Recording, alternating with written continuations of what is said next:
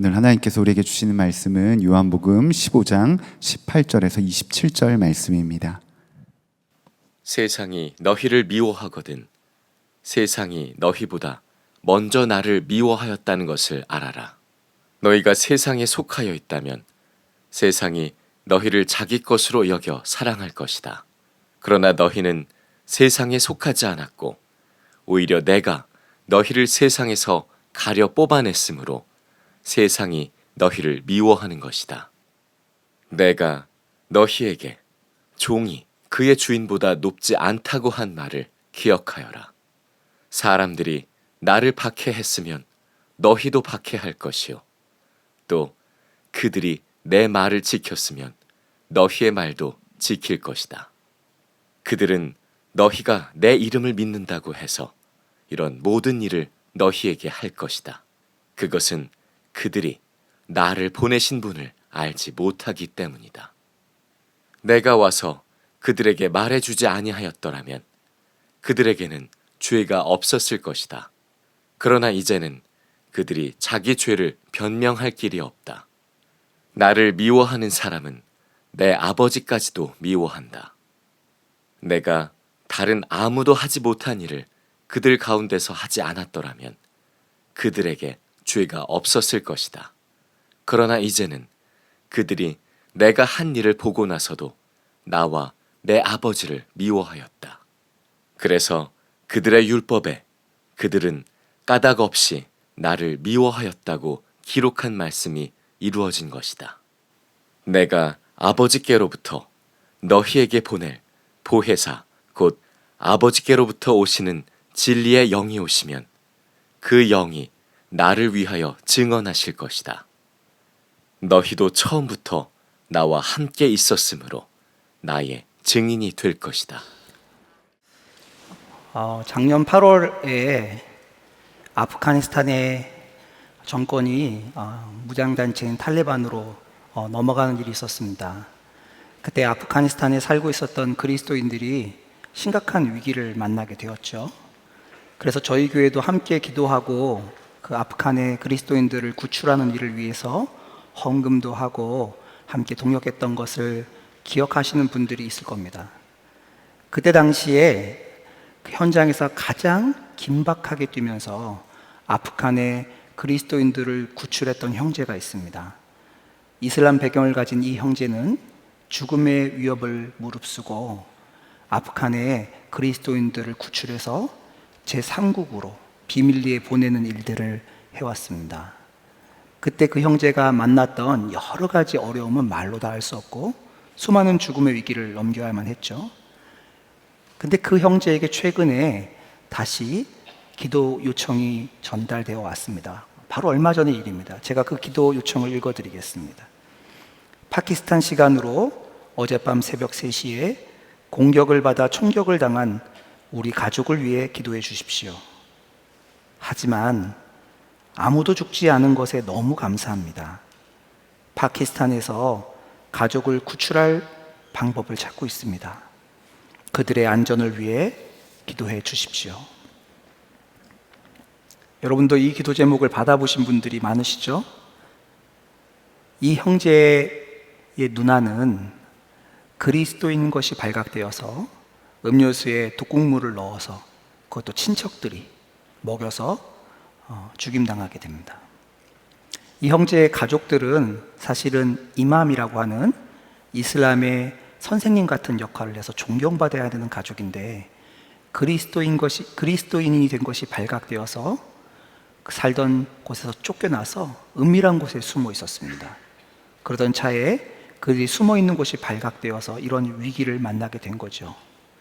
이 형제도 아내와 함께 독일에 살고 있었는데 심지어 독일까지 자객을 보내서 그 자객의 공격을 받았습니다.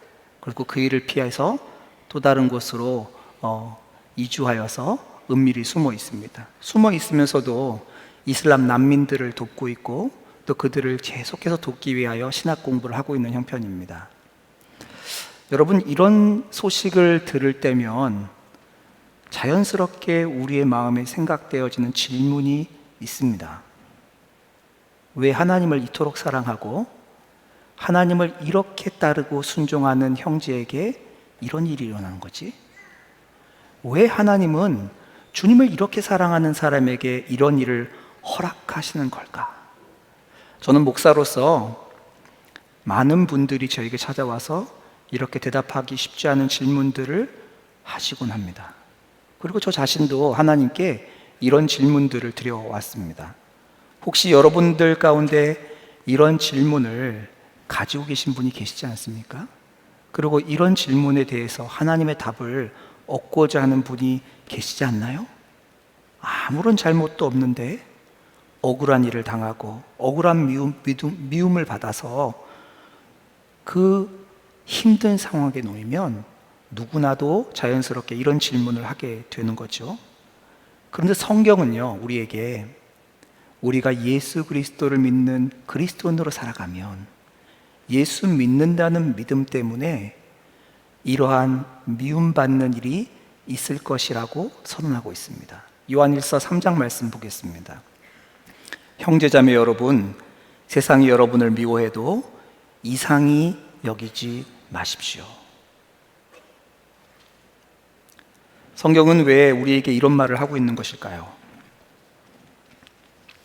이 질문에 대한 답을 우리가 오늘 함께 읽은 본문이 약간이나마 우리에게 들려주고 있습니다. 사실 오늘 본문은요, 예수님께서 우리에게 참 부담스러운 말씀을 하시는 본문입니다. 당황스러운 말씀을 하세요.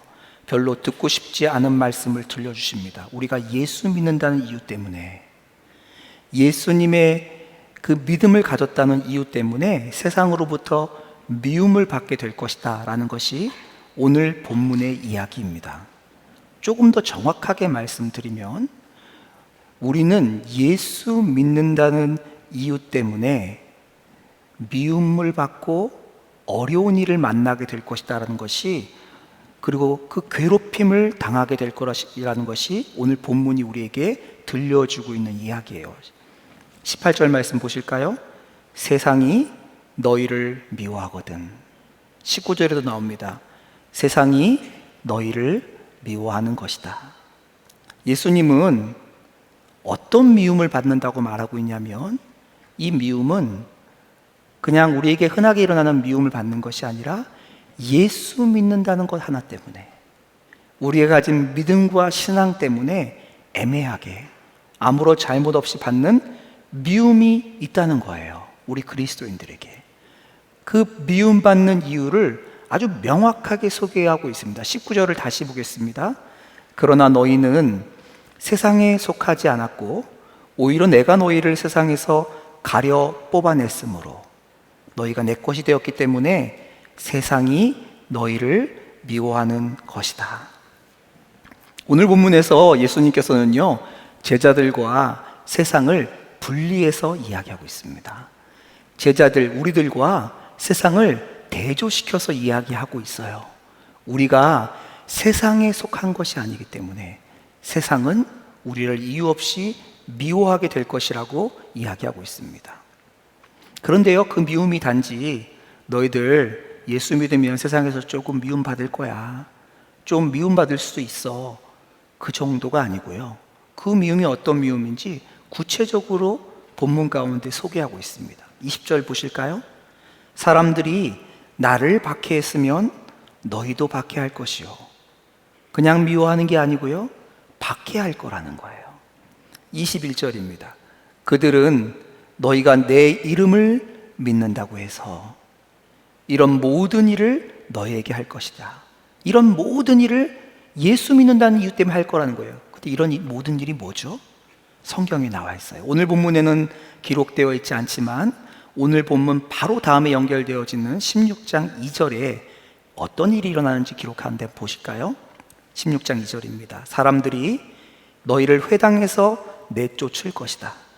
그리고 너희를 죽이는 사람마다 자기네가 하는 그러한 일이 하나님을 섬기는 일이라고 생각할 때가 올 것이다. 어떻게 한다고요? 우리를 내쫓고 우리를 죽이면서도 마땅하지, 죽을만 하지, 이렇게까지 되는 일이 우리 가운데 일어날 거라고 예수님이 말씀하고 있습니다. 오늘 잘못 왔다 교회. 아, 왜 이런 말씀 하시는 거야? 사실 이 말씀은요, 우리들을 상당히 불편하게 만듭니다. 예수 믿으면 미움과 고난을 받게 될 거라고 하는 그 가능성만 가지고도 부담스러움을 넘어서요, 도망가고 싶어요. 피하고 싶어요. 그런데요, 왜 예수님께서 이토록 부담스러운 말씀을 하시는 걸까요? 그리고 이 부담스러운 말씀을요, 언제 하시냐면 예수님이 이제 제자들을 떠나가실 것을 아시는 그 시점에 하세요. 왜 하필이면 요때 제자들을 떠나가면서 잘 격려하면 될 텐데 너희들 미움받을 거야, 너희들 박해받을 거야, 왜 이런 말씀을 하시지요? 왜 이런 말씀을 하시는지도 성경에 기록되어 있습니다. 바로 오늘 본문 바로 다음 절 16장 1절이 그 이유를 설명합니다. 내가 너희에게 이 말을 한 것은 너희를 넘어지지 않게 하려는 것이다. 왜 말씀하셨다고요? 우리가 실족하지 않게 하기 위해서, 우리가 넘어지지 않게 하기 위해서 이 말씀을 했다는 거예요. 그런데요, 잘 이해가 안 돼요. 솔직히 말해서 너 앞으로 진짜 어려운 일 만날 거다, 너 고난 당할 거야, 누가 미리 알려주면 그 고난이 쉬운가요? 그 어려움이 그냥 가볍게 넘어가나요? 제가 좀 더 현실적인 얘기를 들어볼게요. 군대 가기 전에 있는 청년들에게, 야, 군대 죽을 맛이다, 야, 각오해. 그렇게 말을 듣고 가면 군대가 좀 편한가요? 결혼을 앞두고 있는 우리 청년들에게 시집생활 만만치 않다. 야, 그게 그렇게 그 TV 보는 거랑은 달라. 그 복잡해. 좀 각오는 해야 될 거야. 그러면 시집생활이 아주 편안해지나요? 아니잖아요.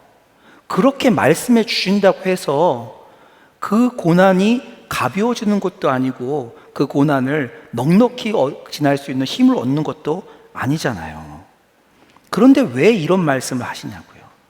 뭐라고요? 넘어지지 않게 하기 위해서, 실족하지 않게 위해서 이 말을 하신다니. 무슨 말이에요? 예수 믿었더니 하나님의 복 받고 누릴 줄 알았는데 오히려 미움받아? 그러면 내가 잘못 믿은 건가?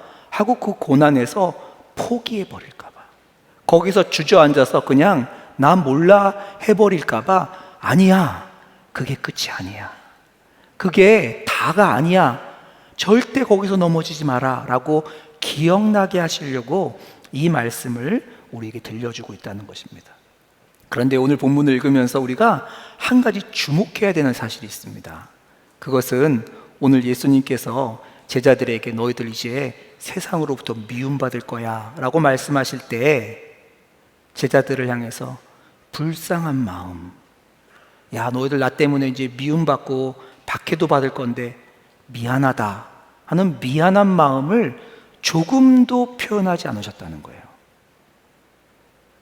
아니, 고난받을 거라고 하면서, 미움받을 거라고 하면서 예수님의 표현에는요, 조금도 미안해하지도 않고 조금도 불쌍히 여기지도 않았습니다. 바꿔 말씀드리면 예수님 이렇게 말씀하신 거 아니에요. 얘들아, 너희들 이제 큰 고난을 만날 거야. 너희들 똑똑히 들어. 쉽지 않다. 하지만 이 꽉 깨물고 잘 버텨라. 잘 버티고 돌짝발길 가는 거야. 좁은 길로 가는 거야. 힘들겠지만 잘 버티면 알지? 내가 그것과 비교할 수 없는 좋은 거 줄 거야. 아니, 이렇게 말한 게 아니라고요. 이게 아니에요. 이렇게 말한 것처럼 생각하시는 분이 많아요. 너희들 각오 단단히 해. 근데 이렇게 말씀하신 게 아닙니다. 오늘 본문을 정확하게 이해하기 위해서는요, 오늘 본문의 우리 앞에 지난주에 살펴봤던 마태복음 15장 1절부터 오늘 본문 마지막까지를 통째로 하나로 이해하는 것이 너무나도 중요합니다. 15장 앞장에서는 어떤 말씀하셨죠? 주님께서 내가 너희 안에 너희가 내 안에 거하면, 그렇죠? 그가 내 안에 내가 그 안에 거하면, 이게 무슨 말씀하는 거예요? 주님과 연합되면, 주님과 하나 되면 이라고 말씀하시는 거죠. 그러면 어떻게 된다고요? 열매를 많이 맺게 될 거라고 말씀하셨어요.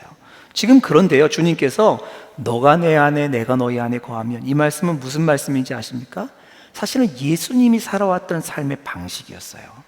예수님의 삶의 원리가 여기 들어 있습니다. 사실은요, 그 이야기를 들을 때 제자들은요, 이거 예수님 방법인데?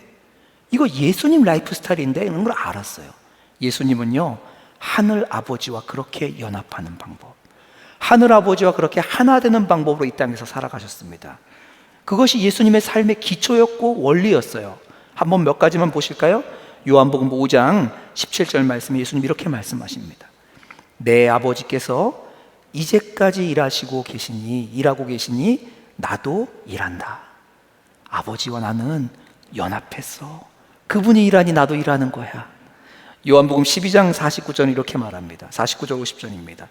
나는 내 마음대로 말한 것이 아니다. 나를 보내신 아버지께서 내가 무엇을 말해야 하고 또 무엇을 이야기해야 하는가를 친히 나에게 명령해 주셨다. 그러므로 나는 무엇이든지 아버지께서 나에게 말씀하여 주신 대로 말할 뿐이다. 하나님 아버지하고 나는 연합했어. 그분이 말씀하신 대로만 말해.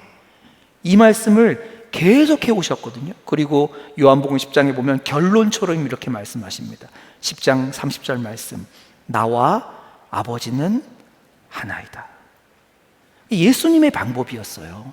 예수님과 하나님이 하나이시기 때문에 그렇게 행동하셨고 그렇게 말씀하셨고 그렇게 기적을 행하셨던 것이죠.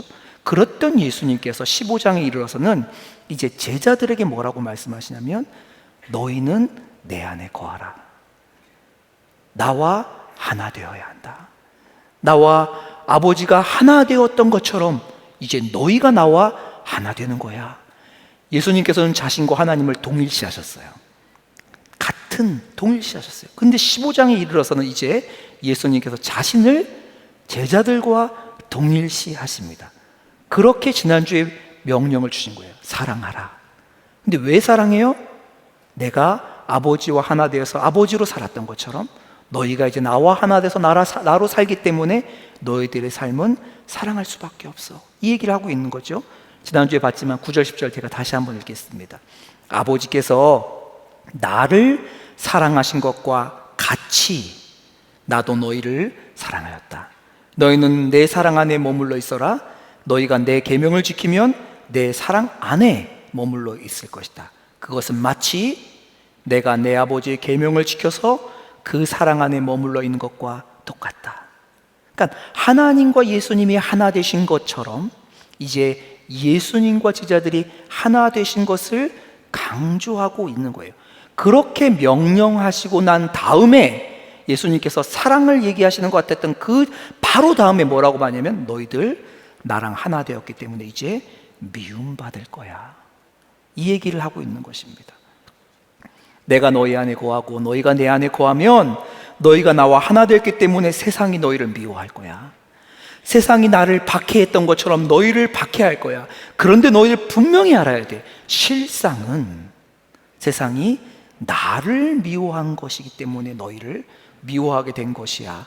이 이야기를 하고 있는 것입니다. 그러니까 우리가 미움받는다는 것, 거기에만 눈동자를 맞출 게 아니라 지금 뭘 말씀하고 있어요? 주님과 하나 되면 하나 되었기 때문에 받는 미움이 있다는 거예요. 그 미움이 너희에게 일어날 거라는 거예요. 여기는 무슨 말이 숨어 있는 거죠? 너희가 나와 하나 되었기 때문에 너희의 인생에서 일어나는 그 미움 가운데 절대 혼자 있지 않을 거야. 너희의 인생을 하나 된 내가 반드시 책임질 거야 하는 이야기가 들어있는 것입니다. 여러분, 신데렐라 아시죠? 신데렐라는 아이들에게 참 오랫동안 사랑받고 있는 러브스토리입니다. 한 왕자가 아무도 주목하지 않는 한 처자를 뽑아서 그 여자와 사랑에 빠지는 이야기, 이것이 바로 신데렐라인데요. 이 신데렐라 이야기는 옛날 동화가 쓰여질 때만이 아니라 지금 21세기에도 굉장히 사람들의 관심을 받는 이야기예요. 그래서 드라마나 영화에도 종종 이 신데렐라의 이런 모티브를 가지고 만든 그런 작품들이 등장하죠. 혹시 여러분 아시는지 모르겠는데 몇 해 전에 리치 죄송합니다. 크레이지 리치 아시아라고 하는 영화가 나왔습니다. 크레이지 리치 아시아라는 하는 영화에 등장하는 주인공은 레이첼이라고 하는 뉴욕에 살고 있는 여자예요. 근데 그 여자에게 아시아계 남자친구가 있었는데 있름이 닉입니다.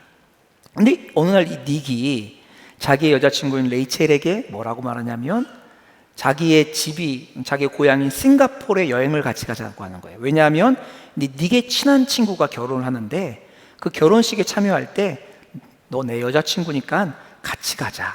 그리고 우리 부모님도 좀 보고 하자. 이렇게 여행을 초청하게 됩니다.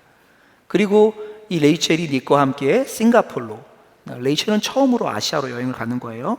여행을 가게 됐는데 거기서 아주 큰 일을 만납니다. 이 닉이요, 남자친구 닉이 싱가포르에서 최고의 부자 가문의 사람이었어요. 마치 왕 같은 권세를 누린 그 가문의 사람이었는데 그냥 그 가문의 사람일 뿐만 아니라 사실은 작년에 이 닉이 그 가문의 상속자로 이렇게 세워졌어야만 했는데 그것이 1년 미뤄진 상태예요. 그러니까 싱가포르에서 가장 부자 가문의 상속자가 자신의 남자친구였던 거예요. 전혀 몰랐어요. 그래서 거기에서 일어나는 여러 가지 해프닝들을 다루는 영화입니다. 영화를 보시라고 추천드리는 건 아니에요. 그 영화가 어떻게 끝나냐면 그 영화가 닉이 이 레이첼을 찾아가서 레이첼에게 반지를 주면서 프로포즈하는 것으로 끝납니다. 여러분 근데 한번 상상을 좀 해보세요. 이 영화에 나오는 닉은요, 친절하고 따뜻하고 자신이 가진 것으로 거들먹거리지 않습니다. 겸손해요. 거기다가 멋있습니다. 가장 중요한 게 뭔지 아십니까? 이 한 여자만을 진심으로 사랑해요. 그리고 지금 이 남자가 이 여자에게 프로포즈하고 있는 거예요. 나랑 평생 함께 해주세요. 내 아내가 되어주세요. 프로포즈를 하고 있는 거죠. 평생 자신의 반려자가 되어달라고 프로포즈하고 있는데 한 가지 이야기를 합니다. 어떤 이야기냐면 나랑 결혼하면 여러 가지 이야기에 오르락내리락 할 수 있어요. 왜냐하면 내가 가지고 있는 지위 때문에 사람들의 입에 오르락내리락 할 수 있어요. 또 아무런 일을 하지 않았는데도 몇몇 사람들에게, 여러 사람들에게 미움받을 수도 있어요. 하지만 난 당신이 내 아내가 되었으면 좋겠어요. 저랑 결혼해 주세요. 이 남자의 이 프로포즈가 이 여자에게 부담스럽고 도망가고 싶었을까요? 아니면 행복하고 너무 좋았을까요? 앞으로 일어날 수 있는 사람들의 입에 오르락내리락거리고 미움받을 수 있다는 이유 때문에 프로포즈 상상도 하기 싫어. 나 멀리 도망갈 거야. 이렇게 생각이 되었을까요? 아니면 감격스럽고 기쁘고 그런 일이 일어날 수 있다고 해도 남자친구와 함께 살아갈 미래가 기대가 되었을까요? 답은 하지 마시기 바랍니다. 근데 오늘 본문이요, 저와 여러분에게 그 남자가 된 예수님께서 우리에게 주시는 프로포즈의 이야기입니다. 우리가 떨쳐버리고 도망가고 싶고 너무 부담스럽게 들려지는 이야기가 아니고 그분이 우리에게 주시는 프로포즈의 이야기예요. 주님께서 우리가 미움받게 될 거라고 말씀하신 것은 단지 너희들 이 꽉 깨물고 잘 참아라, 내가 더 좋은 거 줄 거야 하면서 우리에게 동기부여하는 이야기가 아니고 그 미움은 나와 하나 된 자만이 받는 거야. 내 거야. 사실은 내가 받는 건데 너희가 나와 하나 되었기 때문에 그 미움 받게 되는 거야. 이렇게 말씀하시면서 초청하고 있는 거예요. 그런데요, 주님께서 이 미움받을 거라는 말씀을 하시면서 분명한 약속을 주십니다. 그 약속이 뭔지 아세요? 주님께서 그 미움받는 시간에 절대로 우리를 떠나지 않는다는 거예요. 절대로 우리를 버리지 않는다는 거예요. 절대로 우리가 혼자 미움받고 멸시받고 고난받는 자리에 두지 않겠다는 거예요. 이것이 주님의 변함없는 약속이에요. 그래서 주님께서 우리를, 제자들에게 이 말씀하실 때 제자들을 불쌍히 여기지도 않으셨고 그들에게 미안한 마음을 갖지도 않으셨던 것입니다. 한번 보실까요? 히브리서 13장 5절 말씀입니다. 주님께서 친히 말씀하시기를 내가 결코 너를 떠나지도 않고 버리지도 않겠다. 마태복음 28장 20절입니다. 보아라, 내가 세상 끝날까지 항상 너희와 함께 있을 것이다. 항상, 한순간도 빼지 않고 그 어떠한 찰나의 순간이라 할지라도 내가 너희를 떠나지 않고 너희를 버리지 않을 거야. 이게 주님이 우리에게 주신 약속인 거지요.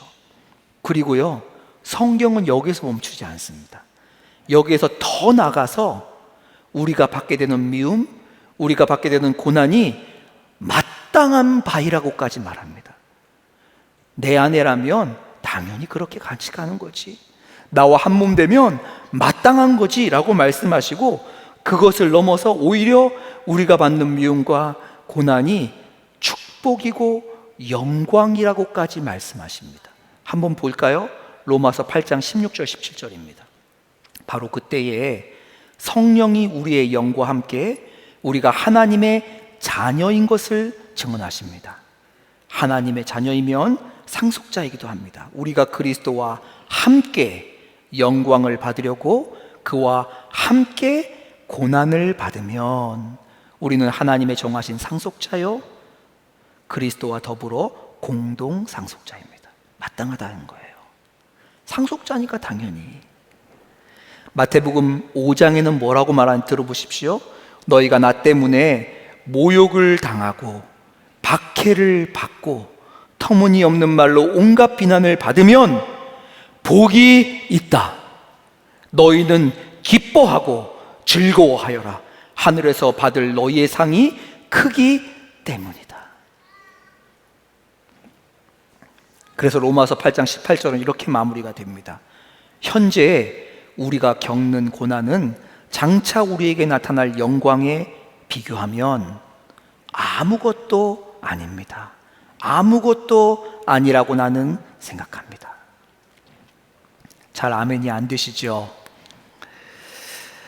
성경은요, 반복적으로 우리가 복음을 위하여, 주님의 나라를 위하여 미움받고 고난당하는 것이 축복이라고 이야기해요.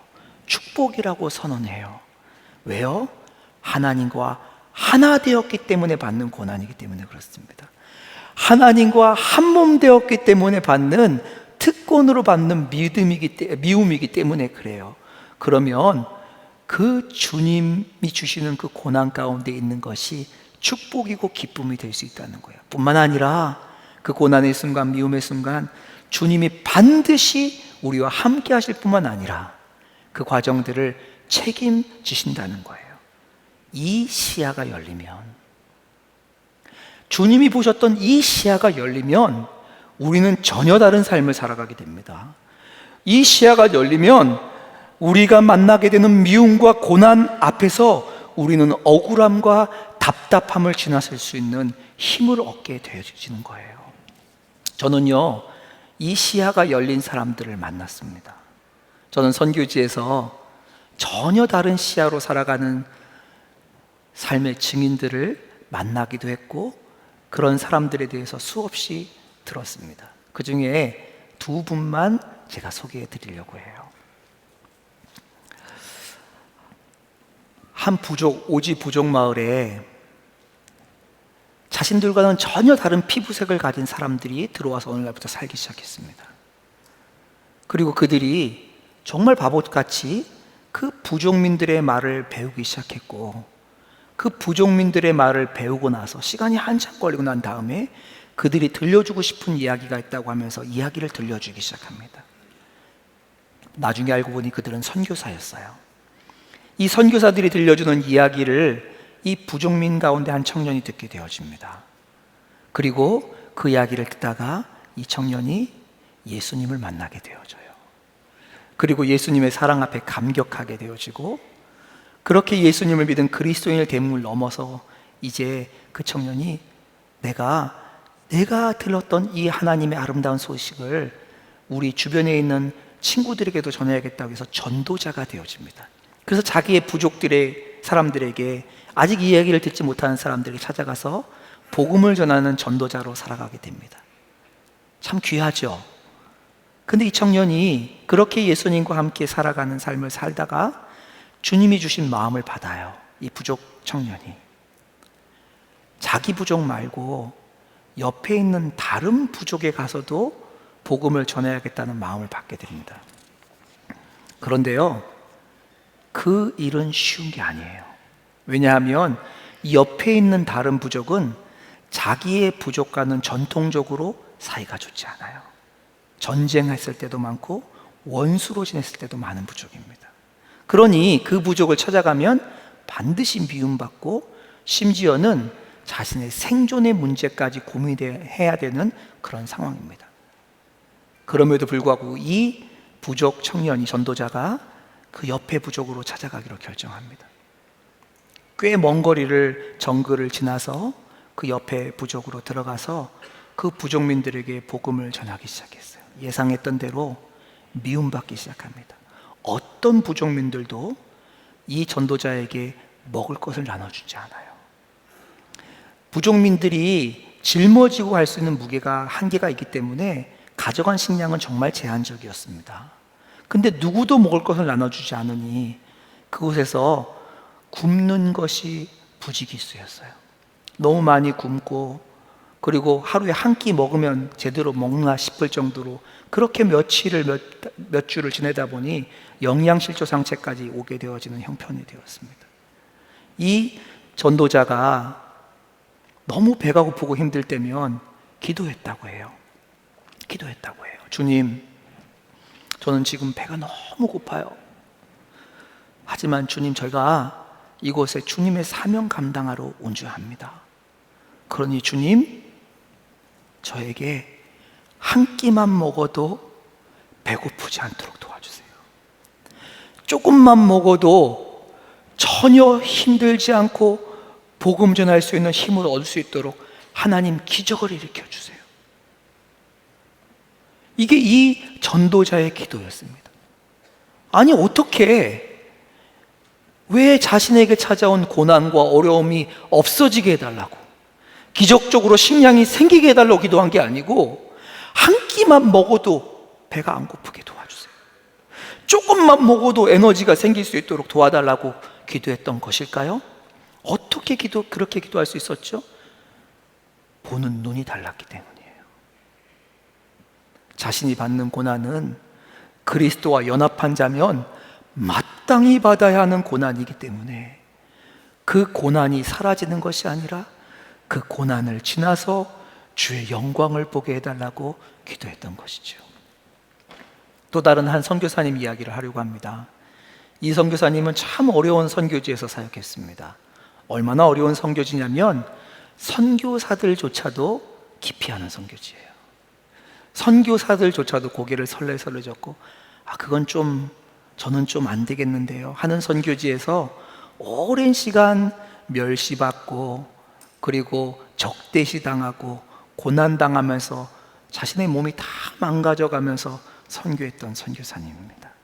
참 오랜 시간 그곳에서 인내하며 선교하신 그 선교사님을 향해서 한 후배 선교사가 질문을 했습니다. 선교사님, 어떻게 그렇게 어려운 일들을 견딜 수 있었어요? 어떻게 그렇게 힘든 일들을 다 견디고 지나가고 잘 지나오실 수 있었어요? 그 비밀이 뭐예요? 비밀을 저에게 좀 알려주세요.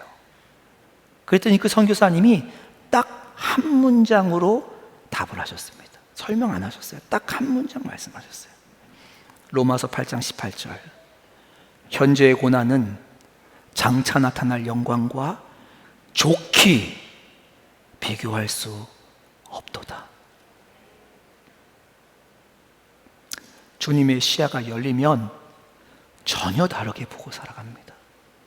고난이 싫고 고난이 피하고만 싶고 이 고난 언제 끝나는 거예요? 라고 소리 지르기보다 그 고난을 함께 하시는 주님과 연합하여 영광으로 바꾸시는 그 주님을 믿으며 그 주님이 주신 힘으로 지나가는 일들이 일어나게 되는 것입니다.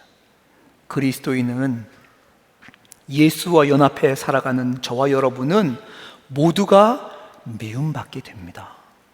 우리가 미움받을 때 어떻게 우리의 삶에 찾아온 미움을 해석하실 거예요? 성경은 우리가 하나님과 하나 됐다는 이유 때문에 받는 그 미움이 찾아올 때, 고난이 찾아올 때 우리에게 그 고난을 기뻐하라고 명령하진 않았습니다. 고난 자체를 기뻐하라고 명령하지 않으셨어요. 또 고난을 피하거나 고난을 대비하라고도 명령하지도 않으셨습니다. 단지 뭐라고 명령하셨지요? 그 고난이 이상한 것처럼 이상하게 여기지 말고 낙심하거나 넘어지지 말라고 명령하셨어요.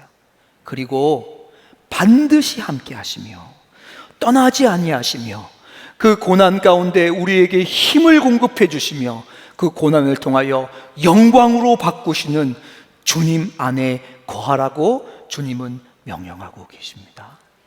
오늘 이 부담스럽게 들리는 말씀이 전혀 다르게 보이는 시야가 저와 여러분의 삶 가운데 일어나시기를 주님의 이름으로 축복합니다. 이 시간 함께 기도하기 원합니다. 사실 누구도 우리에게 찾아온 미움을 기뻐하지 않습니다.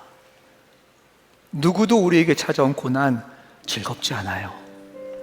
그러나 우리에게는 다른 시야가 있습니다. 세상이 보는 시야와 다른 시야가 있어요.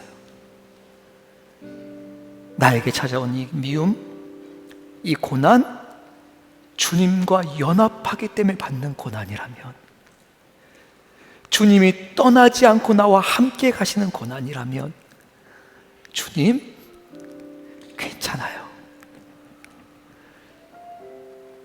저로 주님 더 바라보게 도와주세요.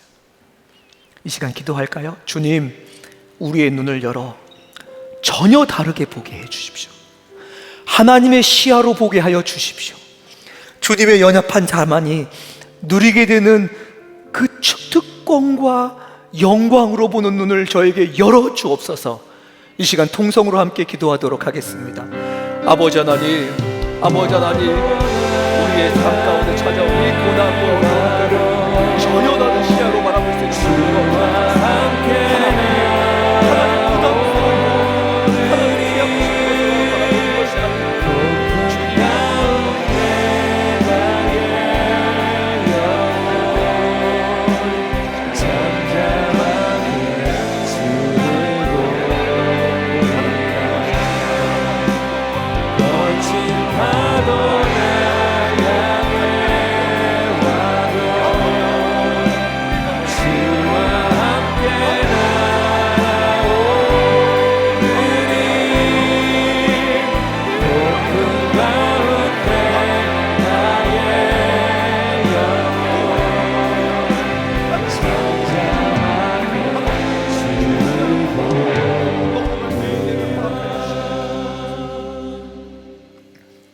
하나님 아버지, 솔직히 저희들은 고난 만나는 거 싫습니다. 솔직히 저희들은 미움받는 거 두렵고 피하고 싶습니다. 그러나 주님, 우리의 눈을 열어주소서. 하나님, 우리의 눈을 열어서 주께서 보는 것처럼 우리에게 찾아온 미움과 고난을 볼 수 있도록 도와주옵소서. 주께서 우리를 신부 삼으셨기 때문에, 주께서 우리와 한 몸 되셨기 때문에 받는 고난으로 우리의 삶에 찾아온 미움과 고난을 바라보고 그 가운데 예수 그리스도로 사는 은혜를 누릴 수 있도록 축복하여 주옵소서. 고난 가운데도 빛나며 하나님 미움 가운데도 기뻐하며 즐거워하며 영광을 바라는 하나님의 복된 증인의 삶을 살 수 있도록 은혜를 더하여 주옵소서. 하나님, 이 세상 모두가 고난 피하여 달려가고 고난 없고 미움 없는 곳으로 숨어가는 이 때에 고난 가운데도 즐거워하며 고난 가운데도 평강을 누리며 하나님 영광과 하나님 나라를 바라는 하나님의 통로된 삶이 하나님 이 나라 교회마다 하나님 그렇게 드러나게 하여 주옵소서. 주의 몸된 교회가 복음을 부끄러워하지 아니하며 복음과 함께 고난받으며 복음의 영광을 드러내는 교회 되도록 축복하여 주옵소서. 이 나라의 다음 세대가 단지 종교로 그리스도 하나님 그리스도인이 아니라 주의 영광된 자리 앞에 기꺼이 나가는 다음 세대로 일어설 수 있도록 하나님 역사하여 주옵소서. 하나님 남과 북이 하나님이 복음의 영광으로 하나 될 수 있도록 은혜로 덮어 주옵소서. 고난 가운데 있는 하나님 북쪽에 우리 형제자매들을 주의 강한 팔로 붙잡아 주시고 하나님 고난과 핍박 가운데 낭망하거나 실족하지 아니하도록 주님 붙잡아 주옵소서. 하나님 핍박 가운데 붙잡혀 있는 김국기 목사님, 김정욱 목사님, 최춘길 선교사님, 장무성 집사님을 비롯한 모든 형제자매들을 주님께서 붙잡아 주소서. 위로하여 주소서. 절망과 고통 가운데 소망을 만나게 하여 주옵소서. 열방의 선교지마다 모두가 신음하고 아파하고 있는 이때에 하나님의 사람들을 일으켜 세워주셔서 축복의 통로, 위로의 통로, 하나님의 사랑의 통로로 삼아 주옵소서. 열방의 선교지마다 하나님의 사랑의 통로인 선교사님들이 일어나게 하여 주시고 그곳에서 부흥을 만나게 하여 주시고 하나님의 위로의 통로가 되어지며 하나님의 살아계심의 통로가 되어져서 하나님 어디에서든지 하나님의 영광과 하나님의 기적과 하나님 말로 다 할 수 없는 하늘의 위로가 임하게 하여 주옵소서. 아버지 하나님, 오늘도 예배를 드리고 각자의 처소로 돌아갈 때 두려움을 가지고 있는 여러 가지 문제로 말미암아 눈물 가지고 있는 성도들의 기도에 응답하여 주옵소서. 그 간절한 기도에 함께 하시며 절대로 버리지 아니하시며 떠나지 않으실 뿐만 아니라 그 모든 순간을 함께 헤쳐나가시는 책임지시는 주님이 만나지는 은혜가 있게 하여 주옵소서. 우리 가운데 일을 이루실 주님을 경배하고 찬양합니다. 하나님, 우리의 삶을 바꿔 주옵소서. 주의 영광을 드러내어 주옵소서. 예수 그리스도의 이름으로 기도하옵나이다. 아멘. 다 함께 자리에서 일어서시겠습니다. 이 시간 우리의 믿음의 고백을 찬양으로 드리도록 하겠습니다.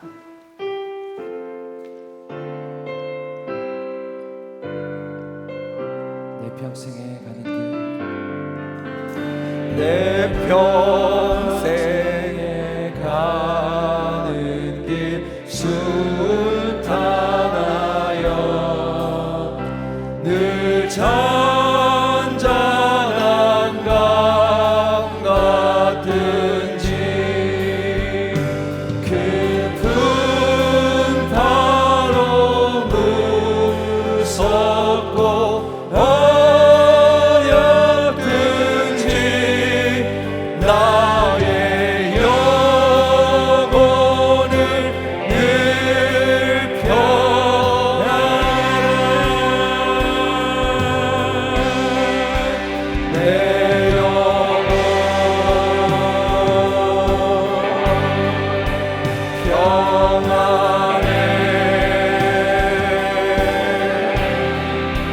내 영혼 평안해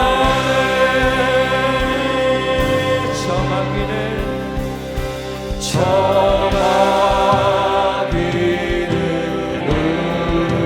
우리를 삼키려고